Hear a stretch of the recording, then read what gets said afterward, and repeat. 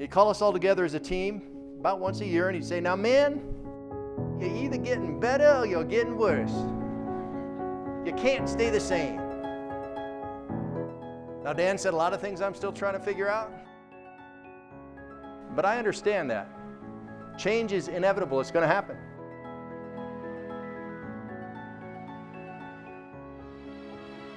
There's new things coming down the road, and you have to be available to change. Today we're going to talk about 6 keys to success that allow you to control change, that allow you to excel through change.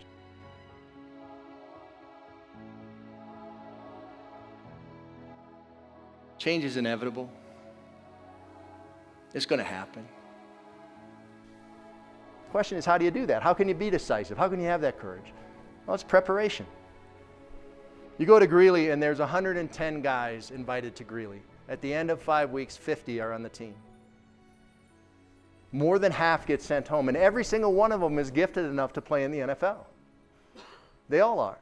They've got scouts whose only job it is to go out and go to college and find guys who can play football. And what they do is they'll come into the college and they'll talk to the coaches and say, hey, you got anybody you think would be a good match for us? They look at film. They do interviews.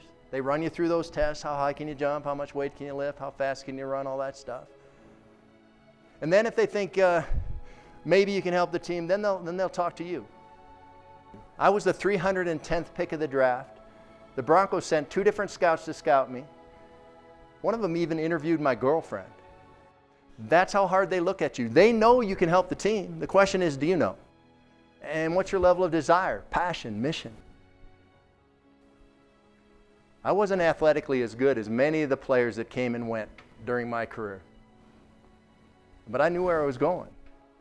He was widely considered the most versatile player in the NFL, and he played all 7 defensive front positions, often in the course of a single game. Can you tell I loved my job? In 1987, Carl was selected as both the AFC Linebacker of the Year and the AFC Player of the Year. Since retiring, this former Broncos captain has been enshrined in the Denver Broncos Ring of Fame and the Colorado Sports Hall of Fame.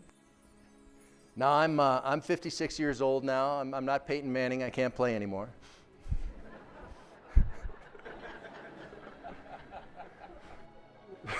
So I have other desires, passions, missions in my life. You heard, as a speaker and an author, I want to inspire long-term positive change.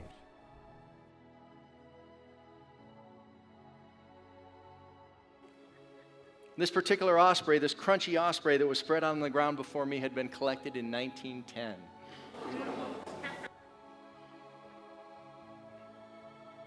I saw that lady standing there. She had her head in her hands.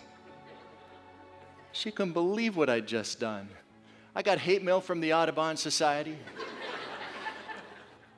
My family lived in Washington, D.C. My mom read about it in USA Today. That was an interesting phone call home from Mom. That's the courage to try new things, even though they might go terribly wrong. Because sometimes they do. That's why it's hard to try new things. They film every practice, and now they even film meetings. So theoretically, you can sit in a meeting watching film of yourself practicing. Now, I've seen that play over and over again. I know he's right, but my natural tendency as a human being is to think that's not my fault, coach. But what should I think? Yeah, that's my guy. That's my guy, and I'll get him next time. We're going to talk about teamwork, with leadership being the ultimate expression of teamwork. Courage, the courage to try new things and the courage to be decisive.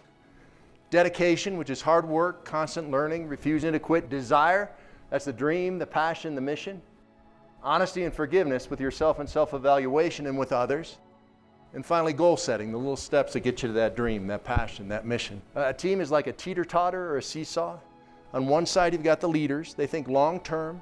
They think we instead of me. They put that team passion, that team mission first. On the other side, you've got the egos. They think short-term. Where's my money? How little can I do today and still keep this job? You know that person. The rest of the team's in the middle, and this is the largest group. They can kind of go either way. That's how it happens in the NFL. That's how it happens in my family. That's how it happens in businesses. That's how it happens in communities. That's how it happens in governments. That's how one person can make a huge difference in a large team concept.